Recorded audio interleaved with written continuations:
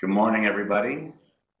Welcome to Medical Grand Rounds. I'm Mike Smith, Chief of Gastroenterology and Hepatology. It's great to have you all here this morning for what I know will be a fantastic talk. It's my great pleasure to introduce our guest speaker this morning, Dr. Seth Gross. Seth is the Associate Professor of Medicine, Director of Clinical Care and Quality in the GI and Hepatology Division at NYU Langone. I've known Seth now almost 15 years and watched his meteoric rise in our field. Seth started out in his undergraduate training at Binghamton University and then went to the Sackler School of Medicine, followed by a residency at North Shore University Hospital, and then transitioned into GI and did his training at the Mayo in Jacksonville, Florida, under the wise guidance of Dr. Mike Wallace and Dr. Herb Wolfson, who are two of the pioneers in advanced endoscopic techniques, especially in esophageal disease, where both of us have worked extensively in the field of Barrett's esophagus, both diagnosis and treatment, and have done some research together. Seth plays a lot of different important roles in addition to his role in clinical care and quality at NYU. He's also the head of the education committee for the American College of Gastroenterology, which means that he runs the educational program for our national meeting. Given his prowess in research and the techniques he's going to talk about today, and that role and others, he's really built an international reputation as a true expert in how new technologies are being evaluated and integrated into management of gastrointestinal disorders. So I in no way want to spoil the excitement that you are going to feel as you hear about some of these great things from Seth. So without further ado, my great friend and a true giant in our field, Dr. Seth Gross. Good morning, everybody. Thanks very much for those kind words, Mike. It's a real pleasure to be here this morning. It's also really nice to have Mike back in New York. Otherwise, we'd have to just meet at conferences, but it's so nice to have him back here in Manhattan. I know this is a mixed audience of gastroenterologists and internists, and so I'm not going to make this too heavy in terms of endoscopy or colonoscopy technique, rather, but really talk to you about things that your patients may ask you, because more and more with social media and the internet and access to information, it's more than just, I'm going to have you see this doctor because he's a good person. And you should be aware of some of the things to think about when you read these colonoscopy reports that we send back to you. So we're going to talk about the importance of adenoma detection rate. We hear about this quite a lot. We're going to review some of the advances in new technology and how does new technology relate to technique in the area of colonoscopy. And then I'm going to introduce you to probably the two most exciting areas in our field. One is around artificial intelligence, and artificial intelligence is actually hitting every aspect of medicine. And robotics is starting to enter our space in the field of endoscopy. So this was about 10 years ago, and there was an article in the New York Times, which were the 10 questions you need to ask your gastroenterologist that's going to perform your colonoscopy.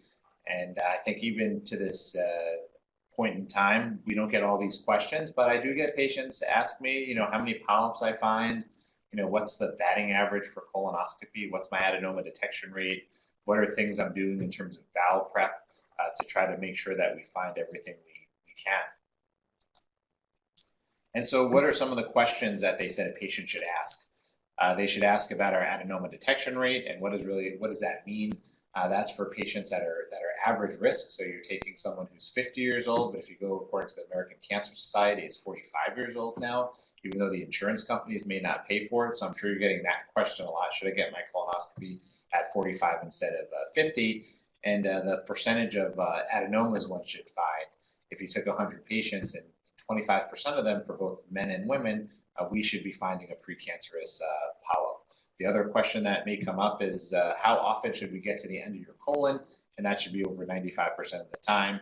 And are we doing a split dose bowel prep? Because we know the evidence suggests that if we break up the laxative cleanse for the patients and the volumes are down today, we will see more of the mucosal surface with less debris to allow us to find these very subtle polyps. There's a whole new variant of polyp out there, which actually was not factored in when they did adenoma detection rate, which are these sessile serrated lesions.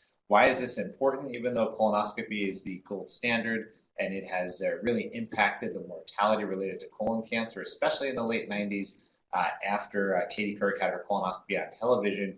If you looked back then, pre-Katie Couric and post-Katie Couric effect, the number of procedures the average gastroenterologist dramatically went up.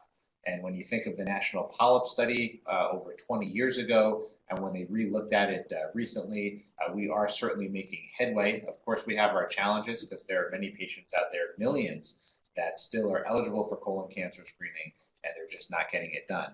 But when we talk about colonoscopy and polyp miss rate, it is really humbling if you re-look at an area of the colon and all of a sudden there's a polyp there that you didn't fully appreciate. And we're not talking, when you look at this data, of small polyps. We're talking large polyps around a centimeter that can be missed if we don't use a good technique. And then we're going to talk about how technique and technology could complement one another to improve what we're doing today. So there's such awareness around quality, and quality varies from gastroenterologist to gastroenterologist, and colonoscopy, like many procedure-based specialties, is certainly operator dependent. So colonoscopy is great for finding polyps, and colonoscopy is great for missing polyps. And how do we minimize that from happening? And it's really important. The 2012 recommendations for when we should bring someone back, there's real skin in the game now, because if I don't find a polyp on someone, we're going to tell them to come back in 10 years if they're average risk, and 10 years is a really long time. If we find 1 or 2, it's 5 to 10 years, 3 to 10 adenomas every 3 years. If there's a large lesion greater than a centimeter, or if there's a histopathology, that's very concerning. We'll bring them back sooner. So that's sort of our rationale when you read the reports of, why do we bring people back at different times? Why do we bring someone back in 6 months? Usually if it's a very large lesion, if we're not sure if we got it all. I actually just got appointed to the Multi-Society GI Task Force for colon cancer screening and prevention, and it'll be really interesting to see what happens with the 10-year. There's actually talk that very small adenomas, 1 or 2 of them, maybe they just need a 10-year follow-up, not a 5-year follow-up, and that's really important. That's a big change in terms of what we're doing, because we all find these very tiny diminutive polyps that are 2 millimeters in size, and they are adenomas, but what does it really mean for the patient? So more to come on that. Split dose bowel prep, I alluded to that a few moments ago.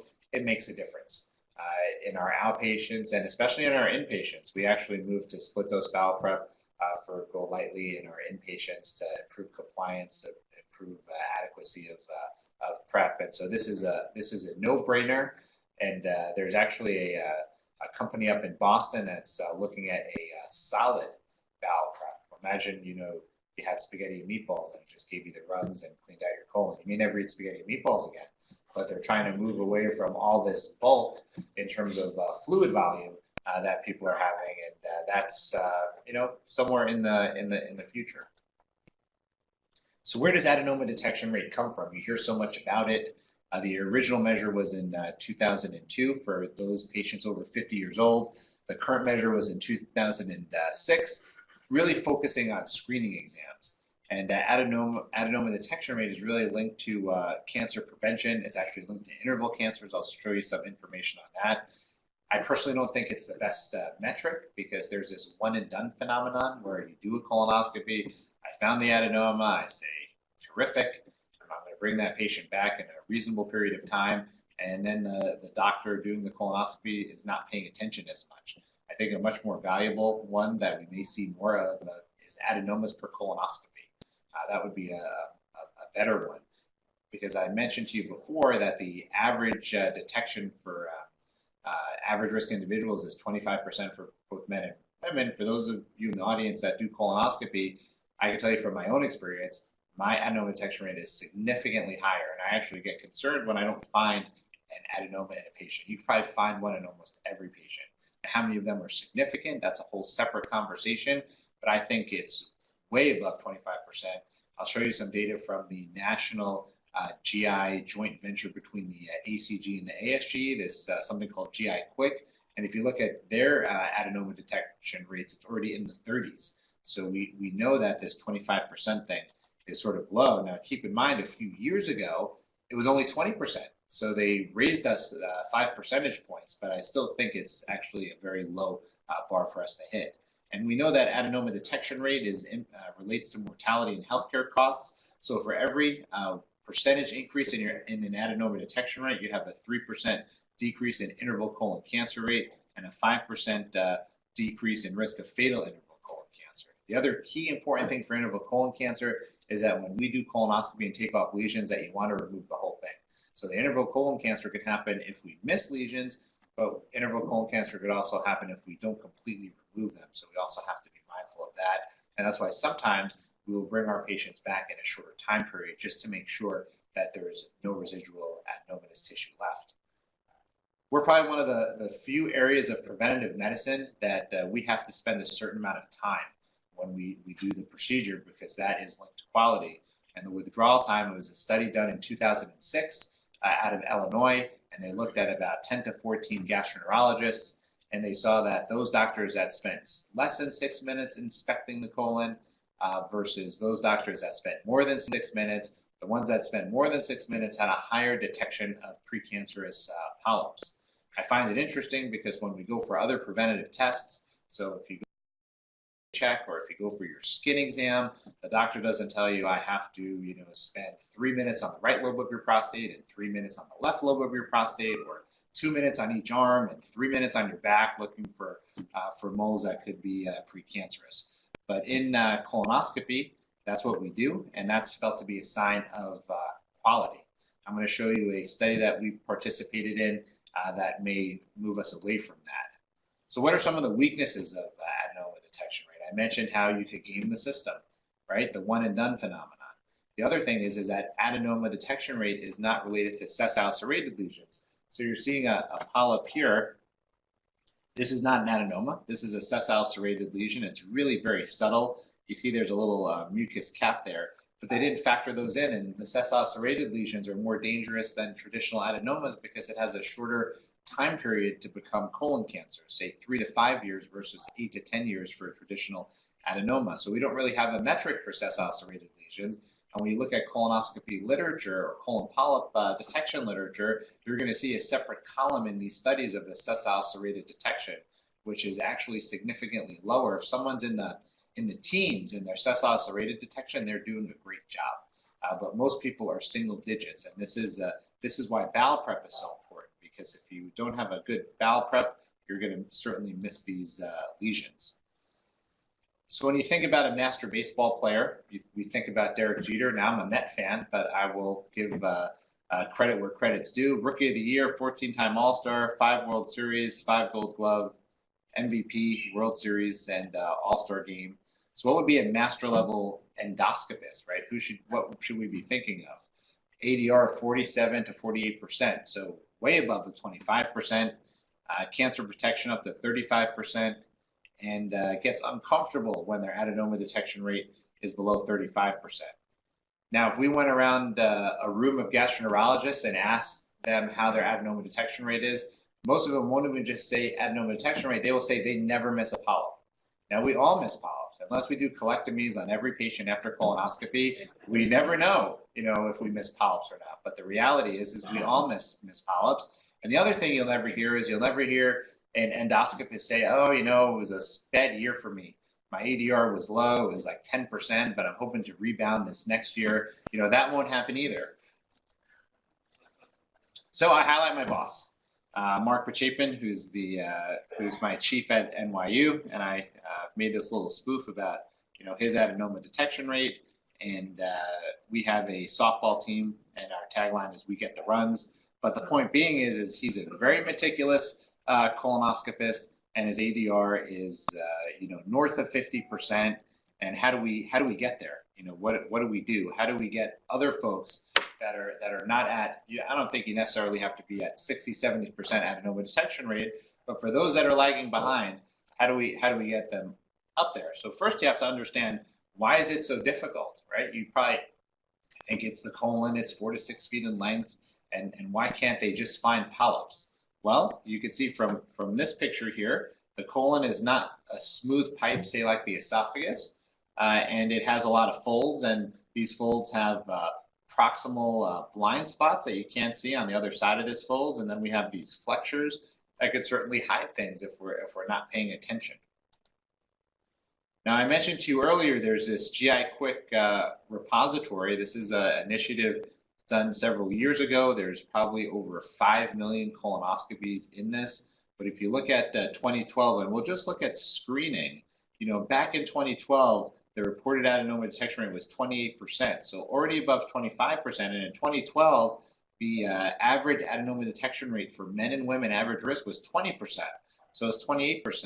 And then when you fast forward to 2016, it's at almost 38%. I mean, we're approaching 40%.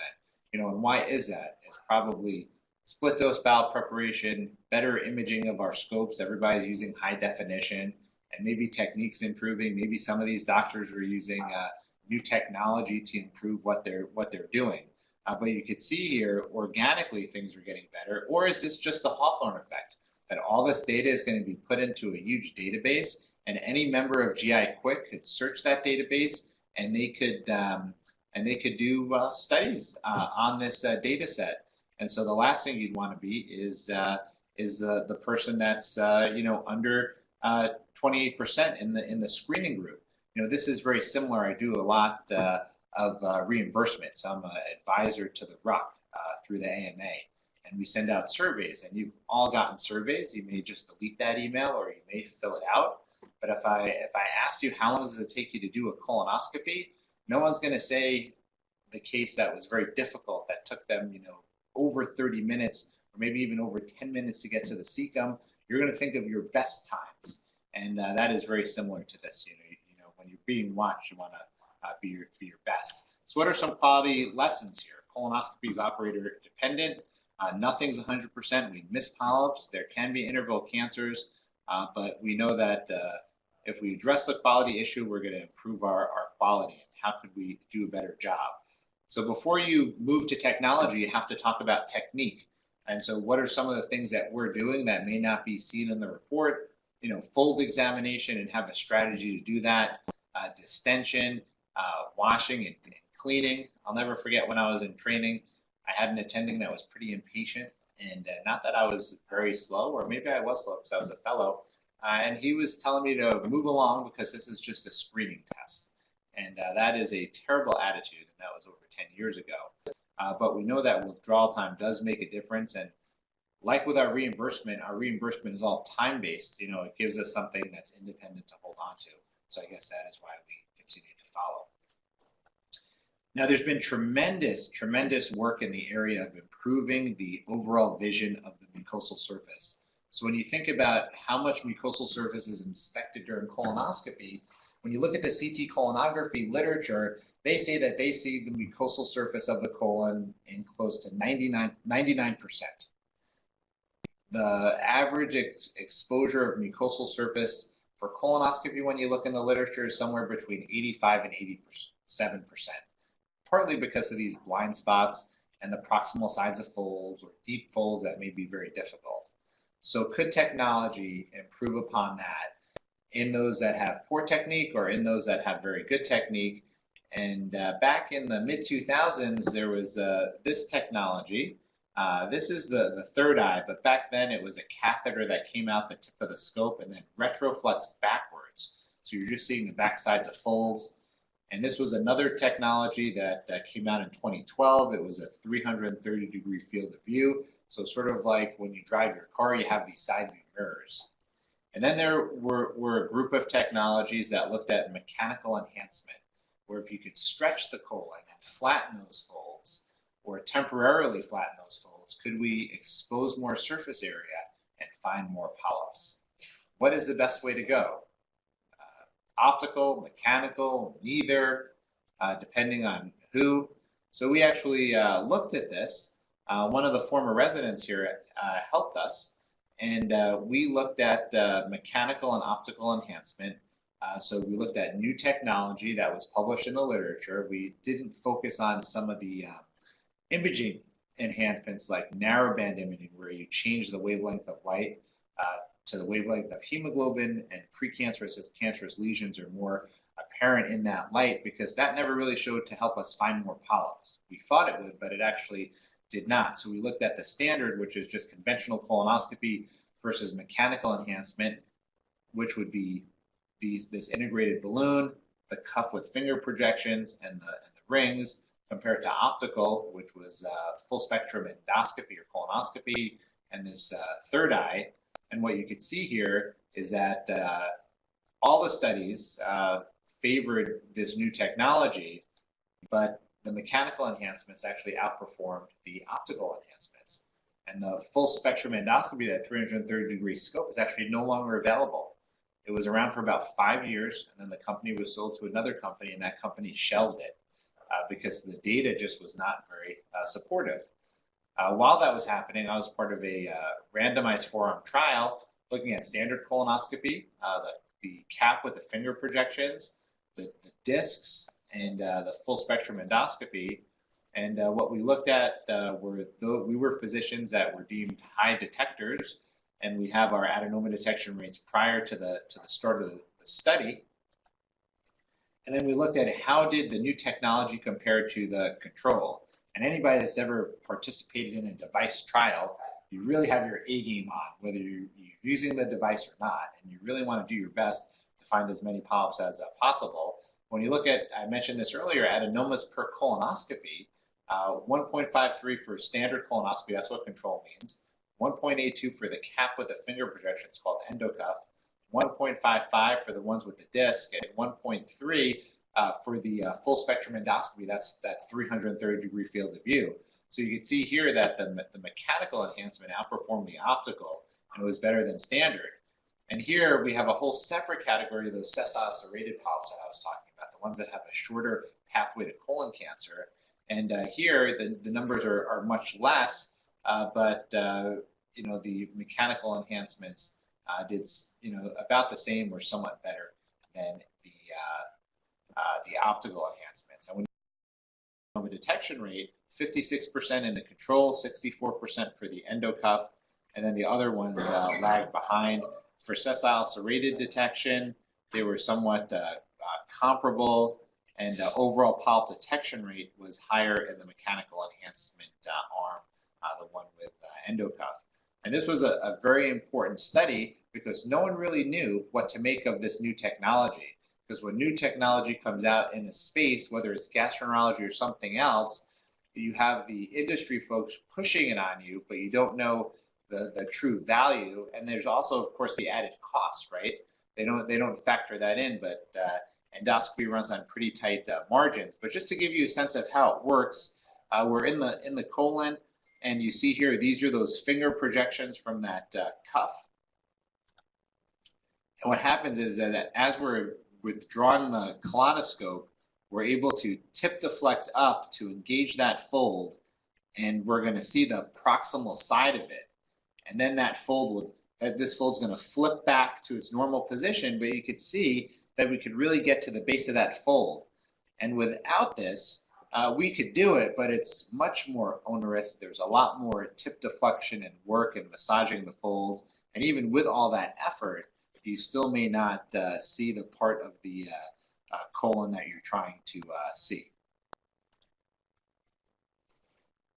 The other thing I alluded to was, is it possible to not focus so much on withdrawal time and use an enhancement and maintain your adenoma detection rate? Because we're so caught up in time, and most of us that do colonoscopy, we measure our withdrawal time, but our withdrawal time is not a pure withdrawal time. And what I mean by that is that if we take just a diagnostic exam, so we're not doing biopsies and we're not taking polyps out, we should really be with a stopwatch, and that anytime we wash an area of the colon, we should stop the stopwatch because we're not inspecting, we're just washing. And anytime we suction a pool of fluid in the colon, we should stop our stopwatch to truly get the withdrawal time. My sense is that the withdrawal times are probably somewhat inflated by a couple of minutes because we're always washing and we're always suctioning. So even though doctors are above 6 minutes and some tout 10 minutes, and I have people that tout 23 and 25 minutes and just for all of you, and some of you know this already, there is a limit. There is a limit. You can only spend so much time where it really just won't matter, if you go past that. So spending 20, 25 minutes is not going to be much different if a doctor with good technique spends 10 minutes or even less. So the study that we put together that was published this year was comparing that mechanical cap with the finger projections, and we picked that one because our prior study showed that it was the more superior of the new technology versus standard colonoscopy, and the hypothesis was a shorter inspection time would not impair our lesion detection. So there were 2 of us that participated. We enrolled 200 patients, and here our inspection time here, which is our withdrawal time, was 6.3 minutes in the cap with the finger projections versus 8.4 with standard colonoscopy. The bowel prep was excellent. That's what a Boston bowel prep score of 9 means. And our adenoma detection rate in the arm with the cap with the finger projections was 61.4% compared to 52.5%. Our adenomas per colonoscopy were 1.43 versus 1. Our sessile serrated polyp detection was 19.8 versus 11.1. And so you could see that we were able to not only maintain our lesion detection, we actually did a little bit better, and we didn't spend as much time. So does technology improve our ability to detect polyps? I think it does, but that doesn't mean you should sacrifice technique. I always think about golf, and I'm a terrible golfer, but I got new clubs, and new clubs didn't make me much better. And so if you have someone that doesn't have new technology, but they are have really good technique, they're going to still fare relatively well. But if they have good technique and they add technology, they'll probably do a little bit better. And I think those folks that have poor technique, you got to work on that first, and then you integrate technology. So I'm going to finish with 2 exciting areas in our field. So first, you have to ask yourself, why do we miss colon polyps? One is that it's never in the visual field, so some of that new technology I talked about would help with that. And the other is that it's there, but we just don't recognize it. We just don't see it. So what if we had a second pair of eyes in the room, other than the fellow, other than the nurse, and would that help our overall lesion detection? So there's this huge push in medicine about the role of deep learning and machine-based learning, and we sort of see it. There's this app for in dermatology to scan a mole on your skin, and it'll give you a recommendation of should you go see the dermatologist or not. We have it, if you think about the EKG machine, you put the leads on, it gives us an interpretation. So why not apply this to other areas of medicine? And in order for deep learning to be successful, it has to be able to differentiate normal from abnormal, normal artifact from abnormal, and really be able to differentiate and identify all types of lesions in the colon, because polyps have a lot of different ways to present themselves. They could be flat, they could be raised, they could be pedunculated. Same for colon cancer. And so this is just a still view, but you can see here, this is a colon polyp. And then this is the machine-based learning putting a green dot over it. And imagine if we were able to do that with colonoscopy real time. And there's been a bunch of work in this area dating back to even 2015. And the whole idea is you have to balance sensitivity and specificity. So for a screening test, right, you want something that's high sensitivity, but you don't also want to deal with a lot of false positives. Because the last thing you want is I'm scanning the colon and all of a sudden like 10 green dots come at me, and only one of them is the polyp and the rest is just artifact. But what's nice about machine-based learning is that with enough images, you could train the system to really differentiate and focus on the abnormality. We're actually working with a system now at our medical center, and we're going to be part of the FDA pivotal trial for this. But this is sort of what it looks like. And to set the stage for you, this is the regular colonoscopy screen, and there's a cable that goes from the machine-based learning computer, which is this monitor, into our monitor for the standard colonoscopy view. And when I'm withdrawing the instrument or moving forward, it is tracking my movement. So as long as I expose mucosa, it's able to make an interpretation of if there's a polyp there. And this is sort of what it would look like. You can see that there's a polyp there, and there's a purple box that goes around it. Now, some would make the argument of, I would have found that. You know, that's always the argument with new technology, because anytime you bring new technology to improve polyp detection or lesion detection, you're sort of telling the doctor that you're not good at this and we can make you better. But if you recognize that we're not perfect at colonoscopy, and this is just an additive tool, if you think of additive tools, look, everybody uses navigation today, right? You know, actually, maybe my father will say he's good at directions. He doesn't need navigation. But the point being is that everybody's sort of navigating to using navigation on their smart device, in their car, etc. And this is not meant to replace the training an endoscopist has done. This is not meant to replace where machine learning really may impact radiology, where you'll just have a radiology manager and the machine is just going to go through all these CTs and x-rays, and if there's a discrepancy, you're going to call the radiologist over to look at stuff. But for this is just an extra pair of hands, really another set of eyes to try to improve upon what we're doing. And there's a bunch of companies out there who are really looking to, you know, to advance this space. But again, you know, high sensitivity is going to be very important. I think ultimately in the next 5 to 10 years, when we buy new scopes, this is going to be a standard feature, because it'll make us better. It'll make the procedure better. It may even make the procedure faster.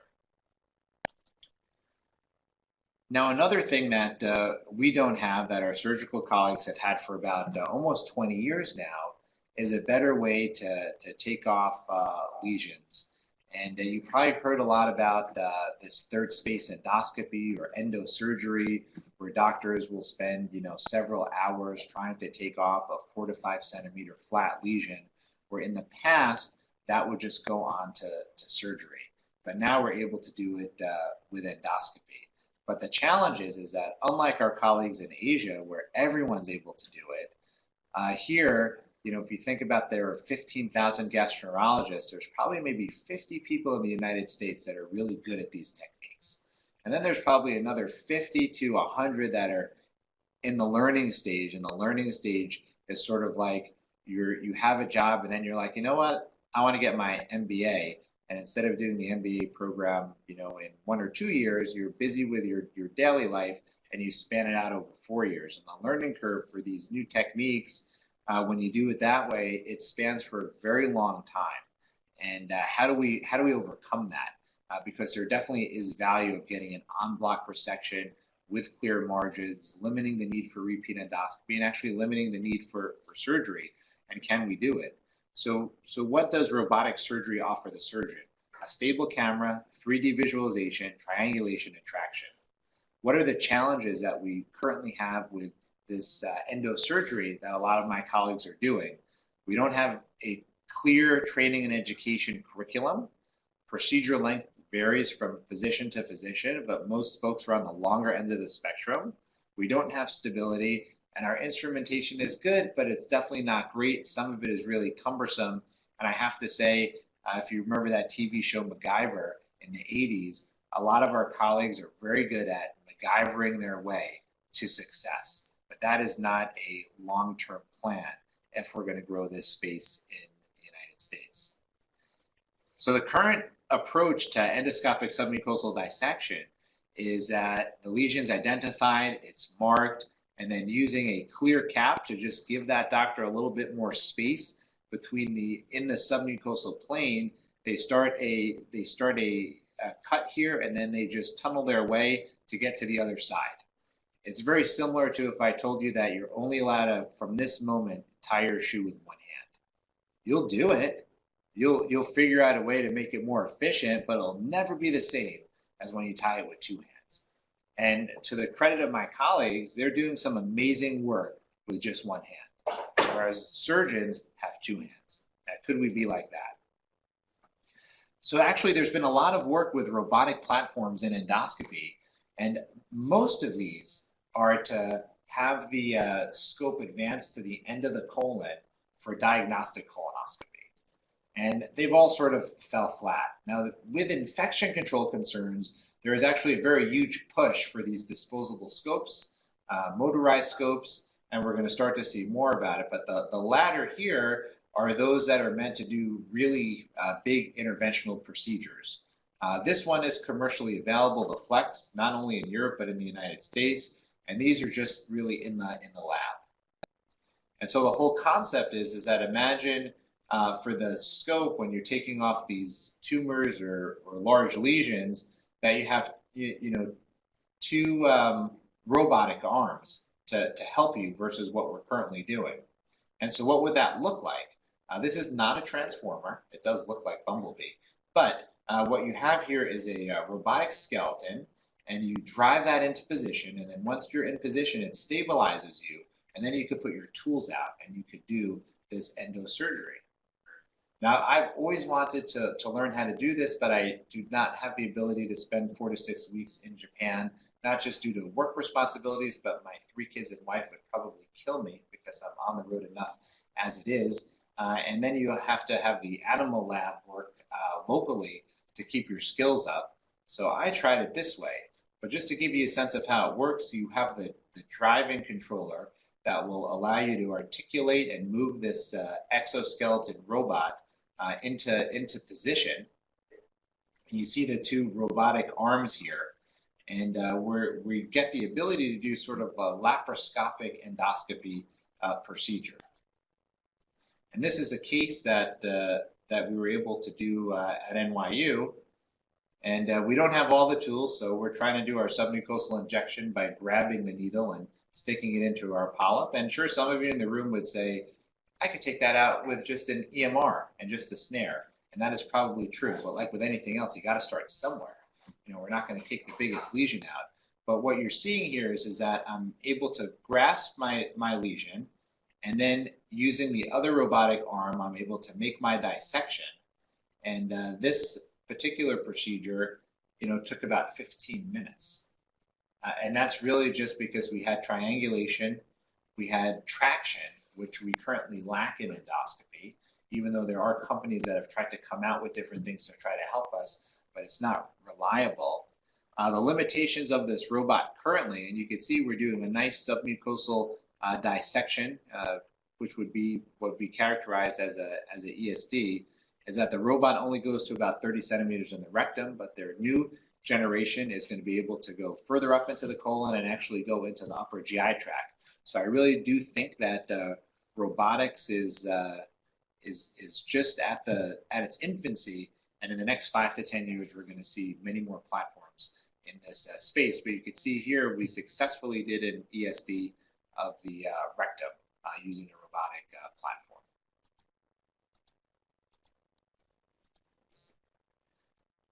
So during this talk, we covered a couple of important things. So first off, we sort of gave the background of adenoma detection rate and how that is impactful in terms of what your patients may ask you, because what they're being told to ask.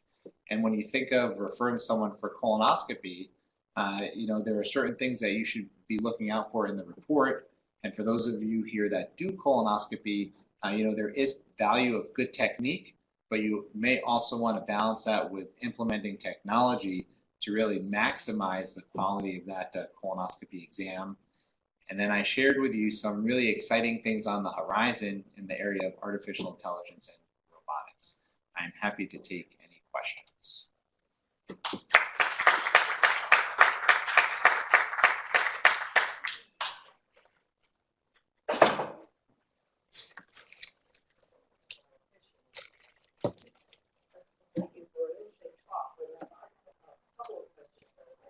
Sure. And I'm glad the techniques are better. The more we do, the better we get, which is great. It's called practice. Musicians know that very well. So clearly that's part of it. Right. Is there a minimum number that gives you certification process? That's the minimum. Question number 2, at what age do you stop surveilling? Number 3, how many comorbidities limit your ability to approach this? And question number 4 is how much does weight loss and loss of visceral supporting structures like fat alter the what are called convoluted colon, so the redundancy limits accuracy in detection? All right, I'll try to cover those questions. So in terms of the ability to perform the procedure, the respective societies, there's dedicated fellowship curriculum of how many one should do before going into practice for doing colonoscopy. And it's interesting because what a gastroenterologist needs to do, which is a few hundred, and probably most fellows finishing training do around anywhere between 1,000 to 2,000 procedures. Probably 60% of them are colonoscopy. When you look at our surgical colleagues, was 50 colonoscopies, and they could perform colonoscopy. I think they've upped that now to 100. And so we do have standards for that. And then when you go into practice, when you apply for privileges, at least at our institution, I'm sure it's very similar here, you want to make sure that that physician does enough, because otherwise they really have no business to do any form of interventional procedures. In terms of when to stop colonoscopy, very good question. So it is recommended between 50 to 75, depending on what we find on that index colonoscopy, that you should have colon cancer screening. So we can actually take it a step back. Ideally, we prefer colonoscopy, not because I do it and it's my livelihood, but it's the best test to see a polyp and remove it. And the non-invasive tests are really meant to detect colon cancer. They're not designed to detect colon polyps. The one that's probably closest to improved polyp detection or adenoma detection would be the fecal DNA test, because there's some nice evidence there. But for talking colonoscopy, 50 to 75 for sure. And then once you pass that age of 75 to 85, I think you really got to look at the person's health and what their life expectancy is going to be, because we know that the time for a traditional adenoma to become colon cancer is 8 to 10 years. And if someone has a life expectancy of less than that, just based on other things going on, unfortunately, you probably wouldn't want to put them through colonoscopy and put them at the risks of colonoscopy, because endoscopy by itself, colonoscopy included, is not without risks. There are the procedure risks of us causing bleeding or perforation, but more importantly, there's the cardiopulmonary risks of undergoing sedation for this procedure with monitored anesthesia care. In terms of impact of anatomy and visceral fat and moving along the colon and redundancy. So yes, there are patients out there that have a redundant colon, and I get referrals for incomplete colonoscopy. But when I read in the report, the patient has a redundant colon, it just means that doctor had a tough time that day. It doesn't mean that the patient's a mutant. And they walk around and they meet me and they tell me, they're like, I got this redundant colon, I got a problem. I'm like, no, you don't. I mean, maybe it'll be challenging for me. Maybe it won't be. It's sort of like the game of football, right? On Sundays, the favorite team usually wins, but sometimes you get an upset. We get upsets in colonoscopy. We have an incomplete one. We have a really difficult one. But I don't really get caught up in this whole redundant phenomenon. And I actually tell people, you're fine. Yes, your colon has twists and turns, and so does mine. The bigger thing aside from visceral fat, is folks that have surgery. That's the challenge. And this week, I had a surveillance colonoscopy on a woman that I did a colonoscopy on 3 years ago. And just like we miss polyps, we get a tough time sometimes. I had a tough time. I didn't know what was going on. I couldn't understand it. I actually had to use a gastroscope to get to her cecum. And then I said to her, I looked at her history, and she had mentioned to me she had surgery. And I said, you had this surgery right after my colonoscopy 3 years ago? And she's like, yeah, she had both her ovaries removed. Who knows how she healed? But she definitely has a lot of adhesions. And there was a fixed loop of colon, and it made it really challenging. It took me 20 minutes to get to the cecum, which is definitely way above my average. But it happens. It happens. Now, did I tell her that you gave me a run for my money and you have like the most difficult colon on the planet? No. I just made a note to myself. I used a gastroscope. So when she comes back in 5 years, thankfully not 3, I'll be prepared and I'll know what to do. But I'm not having her walk around thinking, oh wow, the doctor told me I got the worst colon on the planet. Good luck. Hopefully you don't have a colon like mine. What is the incidence of perforation with regular colonoscopy? Is it higher with the 7 post dissection? Okay, so very good question. Perforation rate for colonoscopy. So first of all, why do we have perforation, right? So in a diagnostic colonoscopy where you're just advancing the scope, it could happen because diverticulum, these pockets, look like the lumen and you get fooled. and you just you ram right through it. That could be problematic. The bigger one is actually looping, which is you're advancing the scope, but you're staying in the same spot, and the scope is behind that where your camera is, and you start to bow. And if you put enough force on that, there's a very good chance that you're going to get a perforation behind the tip of the scope. How do we mitigate that? We have loop reduction maneuvers. You give abdominal pressure. It's really just sort of identifying it. With modern anesthesia care and propofol, it makes it that the patient can't tell us because they are completely asleep. Whereas when we used to give conscious sedation, or for those of you that still give conscious sedation, the patient will be in pain when you give enough pressure. What's the risk of perforation in that situation? It's like 1 in 1,200. It's very low for that. Now, when you talk about doing interventional procedures, when you're doing polypectomy or ESD, ESD is certainly higher. It depends on the experience. It could be anywhere from 5% to 15 or 20%. But the nice part about endoscopic submucosal dissection is that it's not going to be a delayed perforation. We're going to see it. And we have a way to close it. So you could put clips on. You could suture. So I do a lot of deep enteroscopy. I do this double balloon and single balloon for small bowel exams. And there's no elegance to that procedure. And all the elegance I use in colonoscopy is out the window, and I'm just ramming that scope down, and I'm looping and all this other stuff. And I remember about 6 months ago, I came back and I saw a perforation that I caused just from looping of the instrument for this small bowel exam. And 5 to 10 years ago, I'd be panicking and I'd say, oh, I got to call the surgeon, and this woman's going to go for surgery. I put a couple of clips. I gave her some antibiotics. We watched her for 24 hours, and she went home. And so as long as we could recognize it real time, we actually are able to intervene and prevent surgery. A colleague of mine uptown, he recently performed a colonoscopy and took a large polyp off. He recognized the defect. He put 13 clips on. It's a lot of clips. But the patient had no abdominal pain afterwards, was observed in the hospital overnight and went home. The other thing that we use today that we didn't use years ago is we use CO2. We got smart. We use what the surgeons use in laparoscopic surgery. So it's very rare to get abdominal pain post-colonoscopy that went smoothly. And even with perforation, that CO2 gets rapidly absorbed from the body, so you're not going to have that peritonitis lingering effect. So thankfully, even when we do have complications, which are quite low, we can intervene and prevent the patient from needing a definitive surgery. Thank you. Great talk. And for me, one of the things you were touching upon is trust. And how do our patients come to trust us? And how do we come to trust each other? And that's a complicated thing.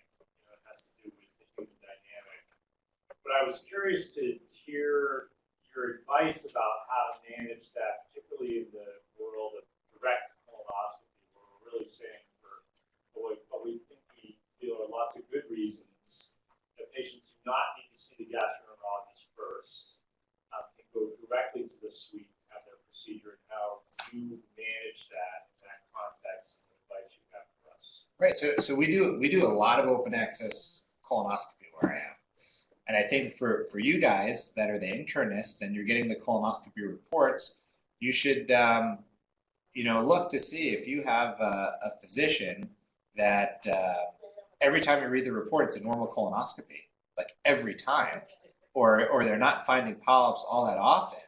You have to ask yourself, either that person's really lucky, or the likelihood is that there is the possibility that person's adenoma detection rate is not where it should be. Now, many departments follow adenoma detection rate, as a metric. They follow cecal intubation rate. You could look at, make sure they reach the cecums, which most of us do. You could try to, in your head, say, okay, they're finding polyps, they're adenomas, that's great. They talk about bowel prep. You want to make sure that they comment on the bowel prep.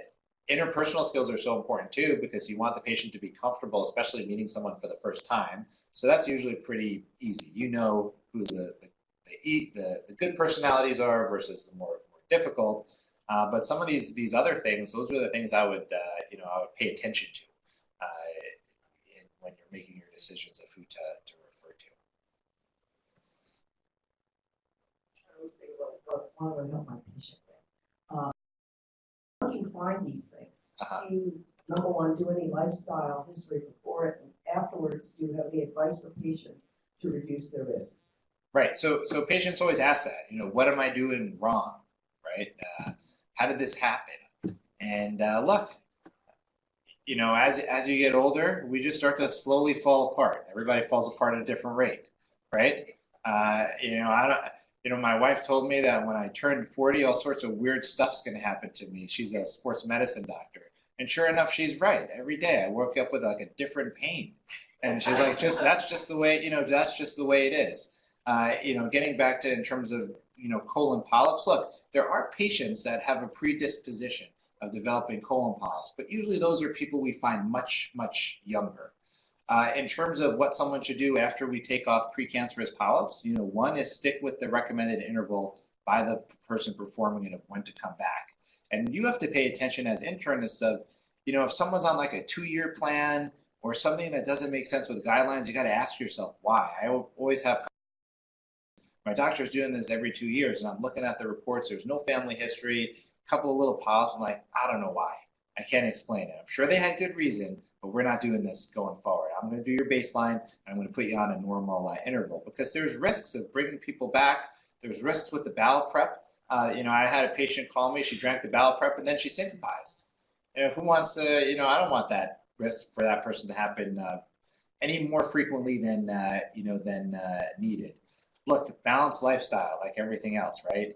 Not too much red meat, have enough fiber in your diet, have enough fruits and vegetables. Not only will that protect your colon, but it will protect the rest of your body too. That's really what we tell people. I try not to panic them when I tell them I found a precancerous polyp in their colon. I said, that's my job. I feel pretty good about it, because we just prevented the potential of you ever getting colon cancer from that polyp. And we find a lot of precancerous polyps. Patients don't know that. Patients just know what they hear from their friends and family or from the last doctor, which is, oh, it was fine. Yeah, it was fine because we took it out, but it was still a precancerous polyp. But it doesn't resonate with them. But those are the things. There's not much really else to do other than just make your surveillance colonoscopy exams.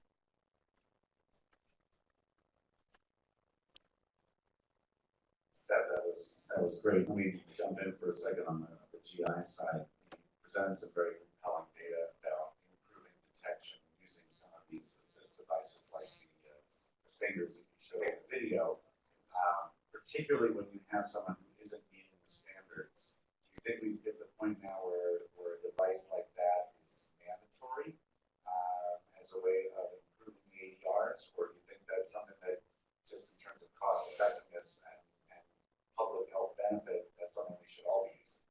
So, really good question. When do you introduce new technology?